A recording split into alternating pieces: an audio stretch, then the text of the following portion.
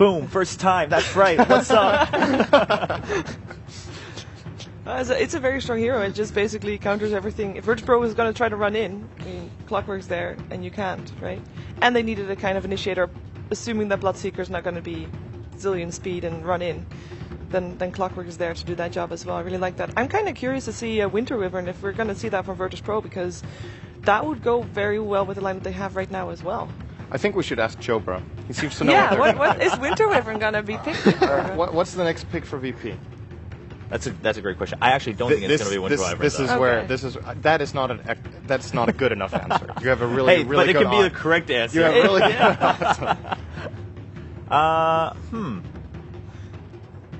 That's an excellent question. You know, because I wanted to pose that question to you guys, and now you're turning it on me. Well, ask Winter. Let's ask Winter. That sounds like a great. Come on. Sorry, dude. I have Lotus Orb. That's been Winter's That theme actually, for today. if you have Lotus Orb, you still have to answer, but then he has to answer as well. That's right. Who has to answer first, though?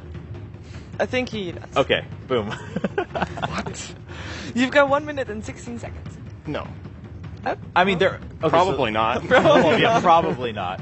But looking at the options, I mean, Virtus Pro, they're still looking to see who they want to put mid. Of course, with the Lina on the other side, is that much of a threat that Virtus Pro wants to consider? Or do you just assume that it's maybe not going to come there and try to go on with a different pick? I mean, if they're going for lane dominance, like usually G does, like Viper versus Lina would be a good matchup for G. But I'm not sure if that's the hero here. Nope. So the task You were is right, going... Chobra. It's Rubik. Yeah, that's right. You know, had it the whole time. It was not Wyvern. It was not Wyvern. So it's going to be a Rubik Gyro safe lane. That is a good way of dealing with the clock as well. Rubik's in general better, one of the few better supports are dealing with the power cogs in the lane, since you can lift him out of it. So definitely a good support in that regard. Just missing a G hero there. It is actually one of the absolute worst heroes you can play against as Clockwork. Like, out of any combination of heroes you can possibly put, where it's two heroes, Gyro, Rubik. Bane? Is horrible. Bane Gyro? Bane Marana. Okay. Bane Marana is also Okay. But yeah, Bane Gyro is also annoying. Right.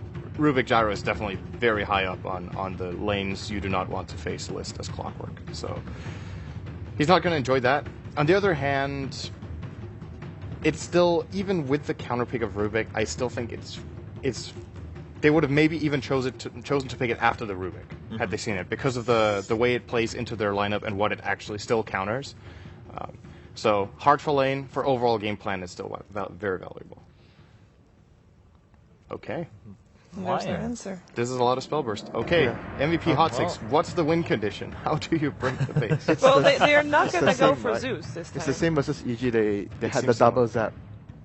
Oh the, yeah, li- the Lion and the Lina. No, that was Vici Gaming. Oh no, right? it wasn't Vici. Oh, yeah, okay. I don't think Vici it was hot versus takes. EG, I think.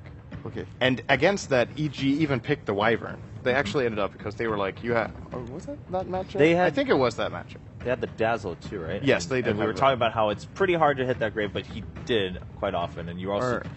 No, I think was we're the starting to Wyvern. mix together multiple games now. The only the trouble that I see for MVP Hot 6 is that if later on in the game, mid-game, Gyrocopter has a few items, goes for Flak Gun, and Lina and Lion are going to drop fairly fast.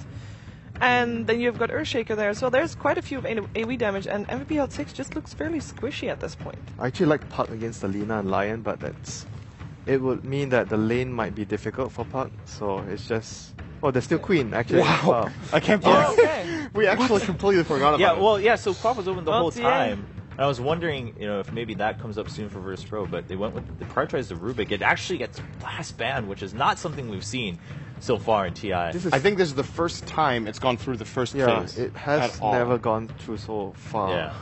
And always might been be banned done with once. you were talking about Lina and Lion, like Shiva said, very squishy, and TA is going to be able to burst the heroes down very easily, and the combination of Sigil plus traps as well will make them... It's difficult for them to run away, except for the Bloodseeker, I guess, because it doesn't count. But he might get lifted instead. Who You knows? can't slow that guy. It's just... It's just so fast. The unfortunate thing here is this is another game where, similar to yesterday, I think Viper would be a good pick for MVP Hot 6, but they don't play it. At least they don't play it on MP in the mid lane. And it's a good it's a decent matchup against TA. Or it's actually a good matchup against TA, Viper. And again, it would allow them to start pressuring towers. But what I like about this Pugna pick instead is that they have something that destroys towers. Right, I was this just about time to say. around. They need it. At least they rounded it out with something that's not all focused on just kills. Winter, how do you feel about A that? semi-counter, I say, a soft counter towards Lanaya because you can decrep your teammates and whatnot. You can kite him along a long time in team fights. But the other thing is the combination again with the heroes that have the decrep into like the zaps. That's Yeah. gonna hurt. Somebody gonna die. That would actually prompt the TA and the Gyro to go for fairly early BKBs, I'd say. That's the weakness of Yeah. MVP Hot 6's lineup. It's actually super hard countered by BKBs. Yeah. But it is MP on the Lina, so he could get an axe. at Yeah, I least. mean there's Rupture as well, so but majority of the damage comes from spell. All right, well, the game is kicking off between VP and MVP Hot 6. VP and Hot 6, again, I mean, we mentioned that one point. It's, don't rest too heavily on that. But at the same time, this match is going to matter a lot. If they can 2-0, that's a huge burst for them. If they can even 1-1, it's going to be a slow but steady climb. Even if they start in the lower bracket, that's a confidence boost to say, all right, we still have a shot at going into top 8. So VP versus Hot 6, we'll just wait until the game commences here in game number 1. Overall, how do you feel? I mean, we talked about Hot 6 at least rounding their draft out with something they can push down towers. How about VPs? I think VP, I really like their lineup, and I think if this game goes past 30 minutes, VP should take this easily. Depending on the advantage that Hot 6 gets at the start, if it's gigantic, then who knows what can happen. But I think Hot 6 is maybe in a bit of trouble in this game. They've kind of cornered themselves Yeah. a little bit. It's pretty one-dimensional, the draft they have. Whereas I mean, VP's it's similar to the good EG game, right? Yeah. Yeah. It's similar to the EG game where they picked the Zeus last. We were like, okay, they have to win this early game super hard, otherwise. Yeah. Yeah. And it seemed like VP had that same idea, banning out that bounty hunter at the very end, just denying any sort of that early huge advantage. Game is commencing. Game 1 between VP and MVP Hot 6, everyone. But we got to give a quick introduction here to everybody who's now joining us on the main stream. We have VP facing up against MVP Hot 6, the first game of Blitz and I casting together, of course, myself, Capitalist, and Blitz. Blitz, your general thoughts on these two teams? Do you have a prediction one way or the other? MVP Hot 6's lineup is really unforgiving. You don't have heroes that can tank anything. So the thing is, if you have heroes that can tank or re-engage, it generally means that you can just outlast somebody in a fight. Like, VP have the ability to outlast you in a fight. Right. But MVP Hot 6, they've got heroes that just have to pretty much YOLO in and commit. That's the thing, is that if you rupture somebody, you have to kind of fight around it. You have to, like, force the fight at that point. Same with a Lion. If a Lion, as a support, blink hexes, stuns, and fingers, then you're pretty much all in committed. You have to get into that fight. Whereas VP's lineup is a lot more forgiving because they have options. Like, you can go for the split push and feel relatively safe, especially if G gets something like a blink dagger. Doesn't that, to you, then give a little bit of a question mark as to the last pick, Pugna? When it comes to the support capabilities of the Pugna and being able to heal his allies up, it doesn't really seem valuable here because Bloodseeker and Lina are such squishy cores. You feel like you need to tank your heroes in order to really utilize that sustain. I think I really like the Pugna mainly because you want something to follow up the Clockwork's initiation, and there weren't a lot of better options. Like, Pugna drops the ward after the Clockwork hooks in, and then you get an ideal fight no matter what. Like, Illidan will probably get a BKB at some point, but other than that, the people from VP, their lineup isn't the best. And if you think about it, how it applies to Rubik at the same time, like Spellsteal, you probably don't do too much damage to yourself, but everything that you do on Rubik is pretty costly. Early bit of harassment here. Sunby is going to take a lot of damage. In fact, Villadin wants to. He could go for the dive with the second rocket barrage, but doesn't want to try and risk it. And Sunby will be forced to blow his healing salve. He actually doesn't just run back to base. He pops that one. Illidan, he's going to eat the trees. Yeah, that's exactly what he's trying to do here. As Dire's side Clockwork, what you want to do is utilize the cogs in order to force, you put a square right here, you kill the right side cog, and they march through this area.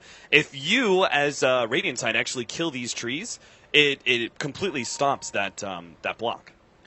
Yeah, it's just a good maneuver to do, especially in the early game when there isn't much to do, but Yeah. it is pretty dangerous going in there like that. But if you're going for the bounty rune, especially the top one on Dire side, then it's pretty secure. And what I really like about MVP's lineup, though, is the combination that they have with the Lina and the Bloodseeker. Late game, if you can Blood Rage the Lina when she has Aghanim Scepter, there's almost nobody that can stand up to that. But just be so careful, because if the Rubik steals it and counters it back, it's so painful.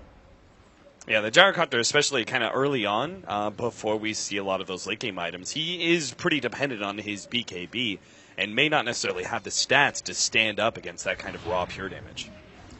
Yeah, so G in this mid lane, look at that. So what MP is going to do is get a right-click lead on him early, and he's just going to blow as many charges as he can, because you want to pressure the TA as much as possible, especially since she's not rushing the bottle. You can get away with this. She has 2 refract charges left, so she's going to pop the Salve here, but she can use refract twice. But as long as MP gets aggressive on her non-stop like this, it makes it really difficult for G to justify coming up for this. So she pops it, MP's immediately going to right-click her twice as a result of this, because of the range advantage, and just cast stun whenever he can, just to get an advantage. Like, he's even going to get the Fury Soul at level 2 so he can continue to do this. Yeah, no need to put out the Dragon Slave when it's the attack speed going to be all the more valuable versus Refraction. And there's not really much that VP can do to make sure that G does well. They just kind of have to play passive on this mid. The Earthshaker rotation isn't going to be that valuable. Sunbeam is going to take some damage. He actually is going to be hit by the Fissure as well. Illidan going for the dive now underneath the tower. He pops the cogs knowing that he's going to die anyway. He just tries to get a little bit more damage onto Illidan, but it does. Oh, he might actually die. He's dead.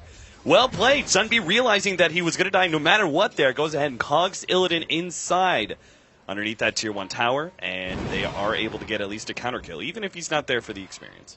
He's going to be so dissatisfied with that, because I don't think he expected the death, but the tower just continues to lay into him, and there weren't enough creeps nearby, I guess, for him to draw off the aggro, but his farm isn't even ideal, so Sunbeam, I don't think he wanted to die there, but that's the best of a poor situation. And yeah, I mean, a tri-lane, especially one that involves a Rubik, is always going to be super dangerous for a Clockwork because you can't depend on cogs to protect yourself.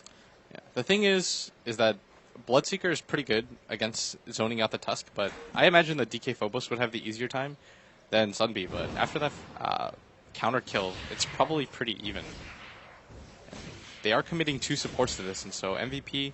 They realize that Forev by himself, it's not like a Gyrocopter where you can Rocket Barrage spam somebody out of the lane. Right. You do need 1 or 2 supports, and they're committing both of them just to zone them out. And it does mean that DK Phobos is going to have a harder time than if he was against just a straight dual lane. This also means the supports are going to be maybe falling a little bit farther behind in experience, especially since they aren't Radiant side, where you're able to utilize a triple pull. It's just only a double pull available for MVP Hot 6. In fact, it looks like, yeah, this lane's almost going to push out. It seems like the range creep may survive through this push, especially if Heen starts blasting down the creep wave. So this is actually going to push into DK Phobos now with the double range creeps. Yeah, but what they're trying to do right now is the line's trying to zone him out, so he has to go all the way around as much as he possibly can, so he can't get any of this experience. And they're doing a good job of that right now. Like, they're just doing a good job overall of keeping the lane static and making sure that he doesn't get any XP.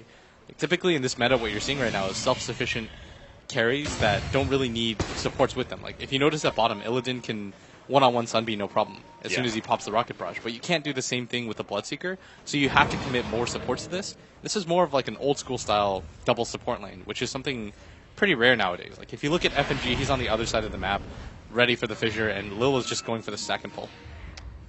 Yeah, FNG, if they get a really good block off, G can definitely go for the kill here. Do you agree with the choice to go for second level in Sideblades and not, say, an early level of Meld, which may give you more kill potential? I think you don't really need too much kill potential with the Meld, just because with the slow, TA or Lina has really low armor to begin with. Yeah. And FNG, if you're going to go for a kill, it's probably going to be with the Fissure, right? And against Alina, who's got so much range, I think going for the Sideblades is just fine. It's a little bit more farm heavy and defensive, but it's probably okay. DK Phobos. Jarex has got himself in a